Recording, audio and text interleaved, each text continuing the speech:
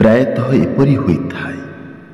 ଆମେ କାହା ସହ ଧୀରେ ଧୀରେ ମିଶିଥାଏ, ତାପରେ ଆମର ମନ ମିଶିଥାଏ, ପୁଣି ବିଚାର ମିଶିଥାଏ। ବିଚାର ମିଶିବାରୁ ଆରମ୍ଭ ହୁଏ ବିଶ୍ୱାସ, ଆଉ ବିଶ୍ୱାସ ଗୋଟିଏ ସମ୍ପର୍କ ତିଆରି କରିଦିଏ। ଏକ ଏପରି ସମ୍ପର୍କ ଯାହାକୁ ଆମେ ନିଜର ବା ଆପଣାର କହିଥାଉ।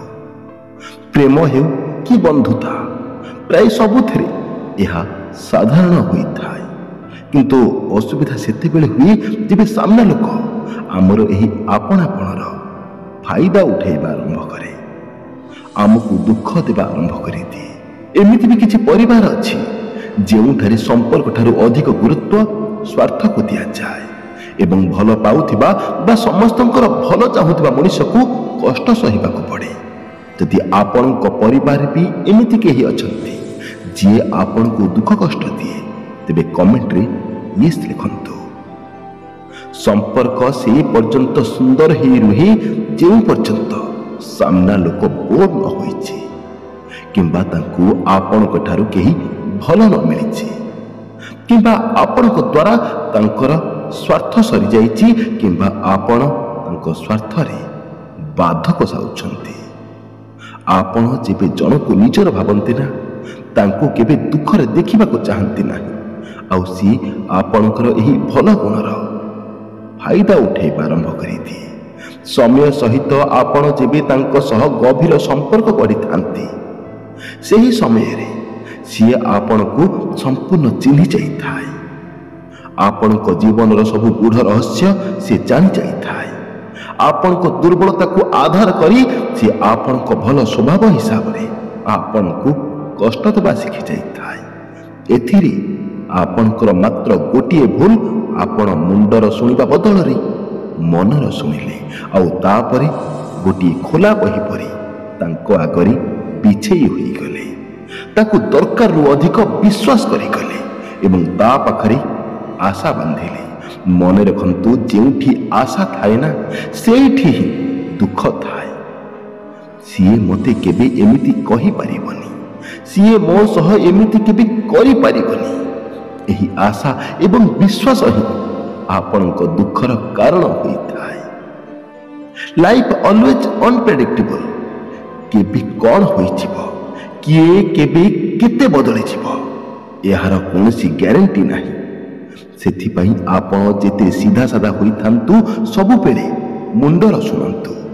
ଚିହ୍ନା ଦୋକାନୀ ହିଁ ଅଧିକ ଠକନ୍ତି, କାରଣ ସିଏ ଜାଣନ୍ତି କି ଆମେ ଠକାମିର ଶିକାର ହେଲା ପରେ ମଧ୍ୟ ସିଏ ଆମକୁ କେମିତି ବୁଝେଇ ପାରିବେ।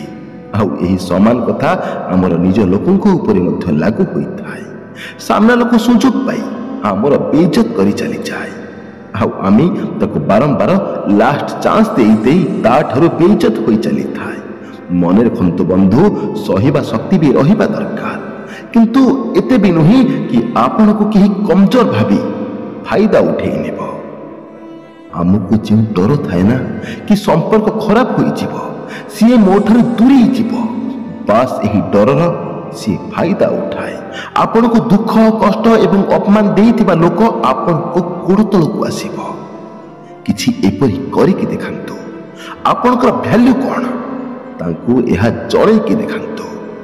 ଆରେ ଭଗବାନ କୌଣସି ବି ଜୀବ ବା ନିର୍ଜୀବକୁ ଏମିତି ବନେଇ ନାହାନ୍ତି, ସବୁ ପଛରେ କିଛି କାରଣ ଅଛି। ସେହିପରି ଭଗବାନ ଆପଣଙ୍କୁ ମଧ୍ୟ ଏମିତି ଏ ଦୁନିଆକୁ ପଠାଇ ନାହାନ୍ତି। ଆପଣଙ୍କର ବି ଅସ୍ତିତ୍ୱ ଅଛି, ଆପଣଙ୍କର ବି ମୂଲ୍ୟ ଅଛି। ସେଥିପାଇଁ ପ୍ରଥମେ ନିଜେ ନିଜର ମୂଲ୍ୟ ବୁଝନ୍ତୁ। ଅନ୍ୟକୁ ସେତିକି ସମୟ ଦିଅନ୍ତୁ ଯେତିକି ଅନ୍ୟ ଲୋକ ଆପଣଙ୍କୁ ଦିଅନ୍ତି। ଆପଣ ଯଦି ତାଙ୍କ ପାଇଁ ସବୁବେଳେ ଫ୍ରି ରହିବେ, ସିଏ ଆପଣଙ୍କୁ ଫାଲତୁ ଭାବି ନେବେ।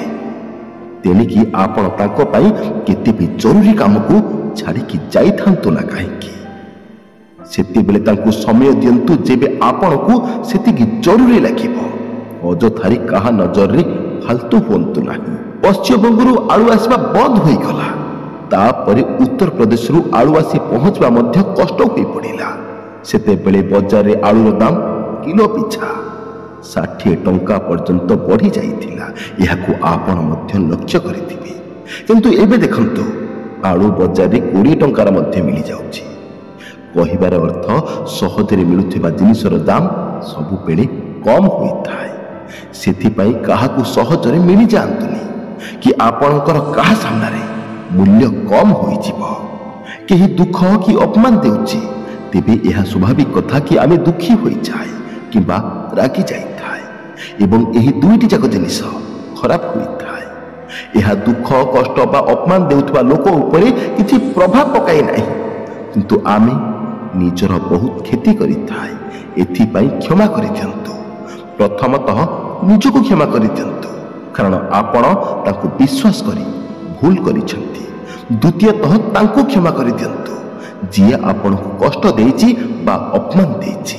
କ୍ଷମା କରିଥିବା ଭୁଲରୁ ଶିଖି ଆଗକୁ ବଢ଼ୁଥିବା ମଣିଷ ହିଁ ଜୀବନରେ ଉନ୍ନତି କରିଥାଏ।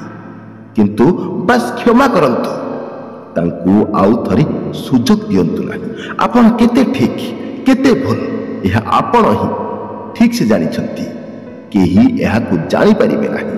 ସେଥିପାଇଁ କାହାଠାରୁ ମତ ନ ନେଇ ଯାହା ନିଜ ପାଇଁ ଠିକ୍, ଯାହା ନିଜ ଭବିଷ୍ୟତ ପାଇଁ ଠିକ୍, କେବଳ ତାହା ହିଁ କରନ୍ତୁ।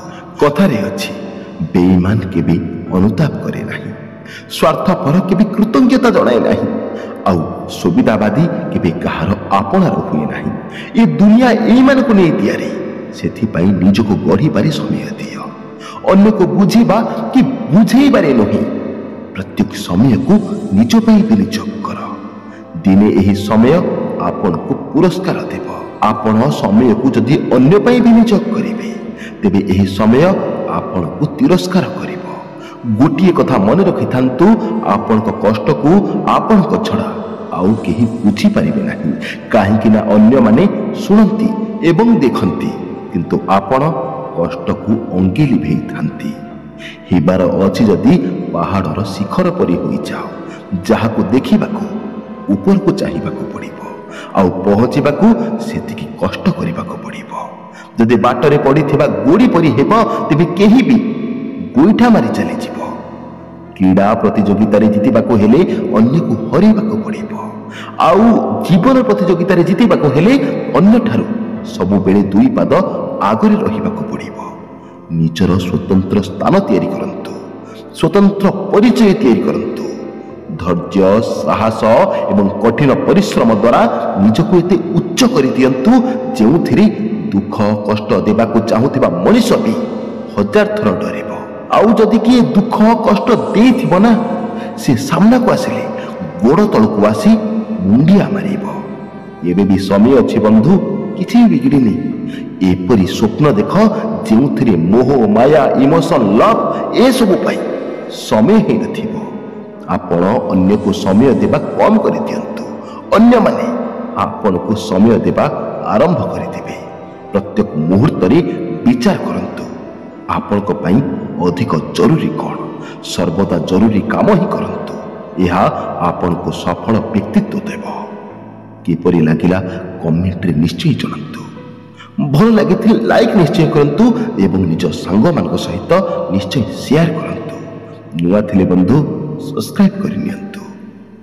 ଜୟ ଶ୍ରୀ ଜଗନ୍ନାଥ, ଜୟ ଶ୍ରୀ କୃଷ୍ଣ। ଧନ୍ୟବାଦ।